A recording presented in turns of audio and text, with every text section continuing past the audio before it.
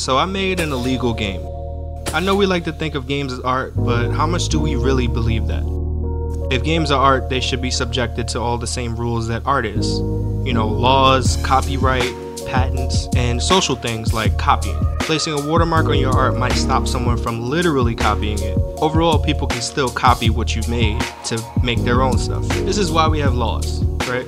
As much as us YouTubers and fans hate copyright laws, they exist for a reason to protect artists. The reason I bring this topic up is because I've been working on a game every month, and in this project of working on a new game every month, I decided I would take some old games and kind of update them or make my own twist just so I can, learn how to make games. And halfway through the second game that I've been working on, I realized that I'm making an illegal game. It all started with me just trying to make a relaxing game.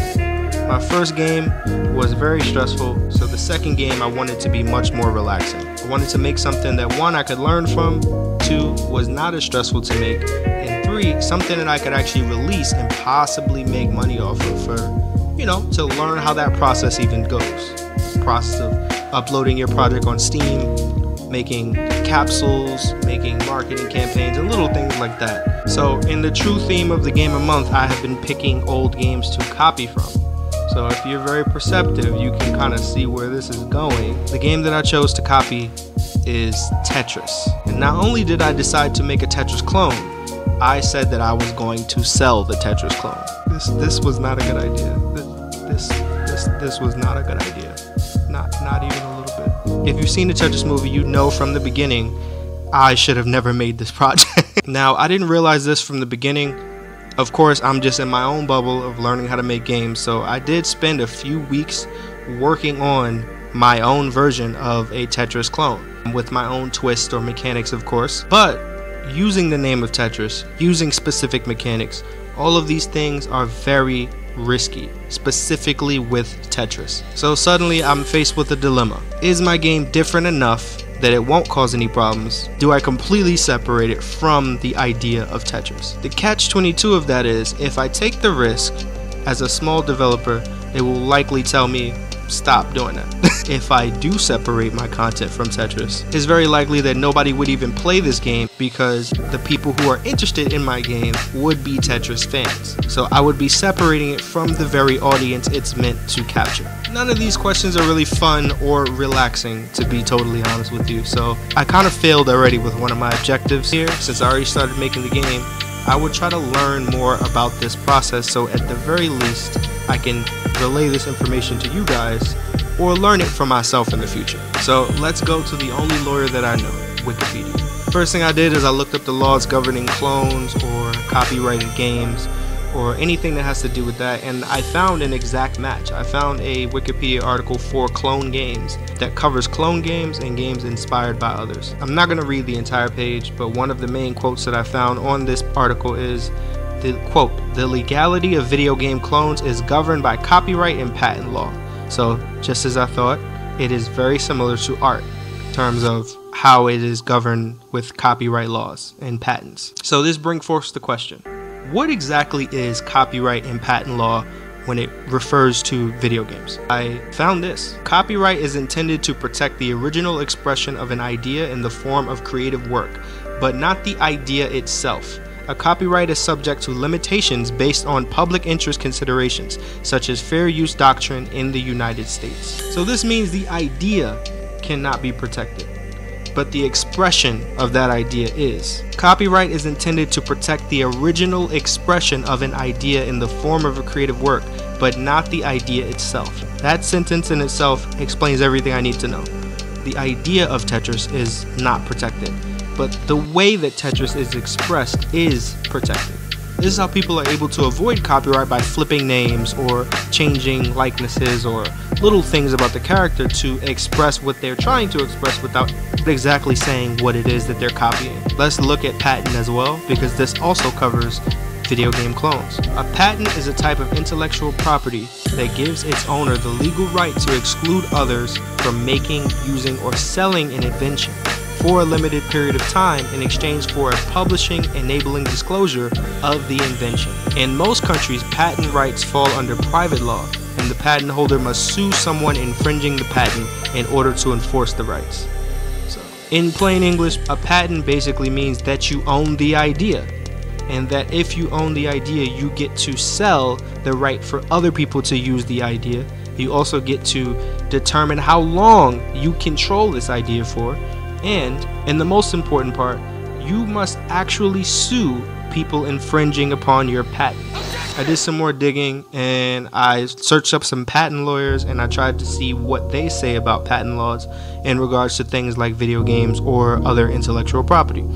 And this is what I found on a lawyer's website. I won't disclose what it is for obvious reasons, but quote, "If you do not enforce your rights against parties infringing on your patent, you put your protected work in danger.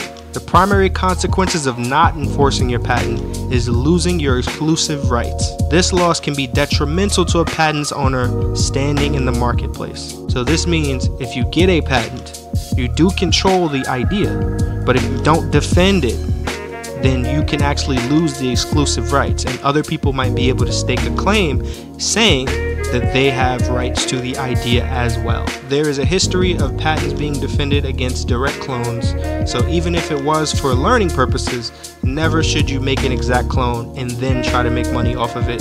You will most likely be infringing upon that patent. The only thing that could save you in that case is if the patent holder does not pursue legal action against you, or does not send, a cease and desist and all these other things. Again, I'm not a lawyer. I'm literally just talking to my lawyer, which is Wikipedia. It's very expensive to actually take the action of suing someone or taking legal action, right? Not everybody can go to Wikipedia like me and get a lawyer. So it costs them money, like real world money, like game devs, we're all broke. So they would settle out of court, or they would just kind of point fingers at each other and say, hey, cut that out. And if you didn't want to go to court, you would cut that out, right? Games like Saints Row and Mighty No. 9 are not exactly clones, and if they were to be pursued as a clone, it's very unlikely that they would win in court, and it would cost them a lot of money to pursue it, so therefore it wouldn't even really be worth it, right? So if that's the case for those games, I should be good, right? With my little baby clone game. No, doesn't mean I'm completely safe. In fact, the way I had my game structured at this time, I had Tetris included in the name in some form or fashion for recognition purposes, and that would not protect me at all. Tetris has a history of suing people into the Shadow Realm. So in other words, since my goal was to simply make a small game that is similar, I figured let's look at some of the other clones that have used Tetris in the name. One of my favorite games growing up was Tetris Attack for the Super Nintendo. This game is amazing. A lot of people now know it as Panel de Pon. I grew up with just Tetris Attack, and I always wondered how they were able to use Tetris in the name. Or going on to Nintendo 64, they had a game called Tetrisphere. And then they had a game called Pokemon Puzzle League, which oddly does not include Tetris in the name. So it had me wondering what was the reasoning behind that. The true reasoning is Tetris, true to the patent laws, does license out the ability to make games in similar expression. So games like Tetris Attack or Tetrisphere likely purchased the license to use that, but games like Pokemon Puzzle League probably did not. One of the biggest reasons why is because Tetris came out with something called the Tetris Guidelines. In order to make a Tetris clone game or a game that is under the Tetris license, you will need to fit certain mechanics into your game that is universal across all Tetris clones. One of the main mechanics needed is the SRS system, which is a movement system called the super rotation system. This allows for mechanics like wall kicks. So if your line piece is near the wall and you rotate it, instead of you not being able to rotate, your piece will actually move over more and then rotate. If you are to purchase a license for Tetris, you will need to include mechanics like this in order to meet the requirements. Not only am I not willing to purchase a Tetris license, or I'm also not interested in using their particular mechanics. The entire thing felt like a mess and a big risk for no reason, and frankly I was just uninterested in the project going forward once I really started to look into the legality of this and pretty much the mess I would be getting myself into by simply using this name. Now, in full transparency, I do not think my game was similar enough to be considered a Tetris clone. I wanted to make Tetris into a card battler game. So this means that all of the blocks that you would get are basically cards, and you can build your own deck with these cards that would basically be what your pool of blocks would be randomized from. So if you had a deck full of all line pieces, then your randomized pool would just be all line pieces. Got it? Now, in the true card battler fashion, I wanted to add abilities and sort of other mechanics to each card and add rarities and different things like that. So in this game, I was able to kind of start implementing that. So I do have some blocks that explode, some blocks that have the ability to destroy other blocks. I have some blocks that, you know, maybe go faster or can't rotate in certain angles. All of these things allowed for you to build a deck to kind of maximize your playstyle and how you wanted to play. Thought it was a really cool idea. Tetris comes from the root word of tetramino, which means a 4-block structure or a 4-block shape, right? So I decided, what if I made a game using pentaminos or I use 5 blocks. I use 5 blocks. Instead of having 4 blocks, I would have 5-block shapes. So I wanted a play on the word Tetris that included the 5-block system. I had some of the 4-block shapes in the game as sort of cards as well. So you can build your deck between 4-block shapes and 5-block shapes, all with different abilities. The catch with this is it dramatically increased the difficulty of the game. There is a real world reason as to why Tetris uses tetraminos instead of pentaminos. Solving a puzzle of a solid square using 5 shaped blocks is very hard compared to solving the same puzzle using 4 shaped blocks. It just changed the entire difficulty or scope of the project by simply increasing the block shapes. Now, while I was working on this, I also implemented enemies that you may fight as you go through that do things like add blocks to the arena to confuse you. They may alter the shapes. They may do things like shrink the playfield, things that they just throw sabotages at you to, you know, give you something to complete in true card battler fashion, right? Now, this game that I'm describing is totally different from the original idea of Tetris, but using Tetris in the name with this game might just be enough to awaken whatever wrath may come my way. So at the end of the day, I figured I was just making a small prototype, and the idea of selling this game or putting it online for other people to play seemed like a pipe dream, but that didn't mean that I shouldn't stop making the game project, right?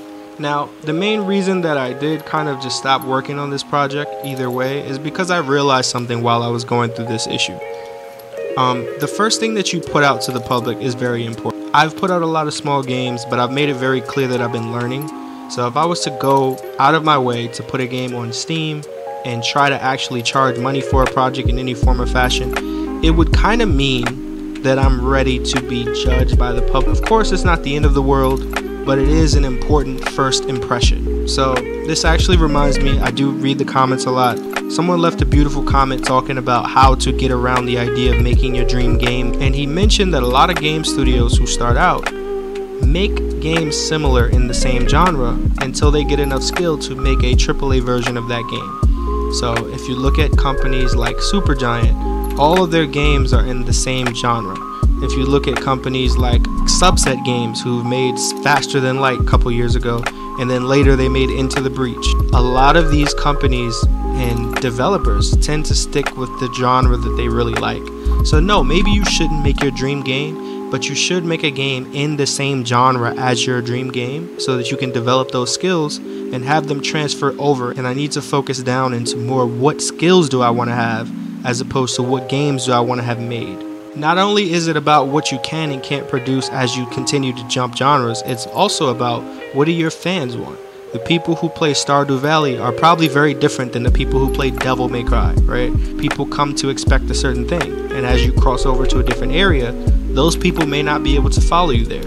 It's all very important when you think about what it is that you want. Even though I had all these problems, I learned so much from working on this project, and I'm grateful that I took the undertaking and kind of learned this lesson now the easy way. So I think that lawsuits are not something that you should be concerned about if this video did scare you a little bit, because 90% of game companies will not pursue lawsuits simply because of the cost of lawsuits. When it comes to something like art, it is very difficult to prove that someone copied you, and your form of expression is becoming more important when it comes to things like AI art. So you do need to be aware of it, but I would not worry about it. Overall though, I still want to complete my goal of releasing an actual game project online. I don't know if I'll necessarily be continuing game a month, because I feel the idea now has kind of become a bad idea now that I'm at the point where I'm ready to try to make a game that I can release. I feel like I'm kind of just jumping around a little bit too much, and I need to focus in, right? There are steps to it, and I'm realizing that I've passed the step of necessarily beginner and Padawan, and I'm now an apprentice, right? And I kind of need to start trying to put something together that I can like appreciate and stand on, and kind of something that kind of represents me, right? I've already started my next game. I do want to put out a devlog for that game to kind of explain what it is, but against my better judgment, I'm not going to announce anything right now, and I'm sorry for the wait, guys, but I hope you can understand why it took this long. Anyway, I've been GC Rex. I appreciate you guys for waiting. I appreciate you guys for clicking this video. If you made it to the end, I salute you. Appreciate it, guys, and peace.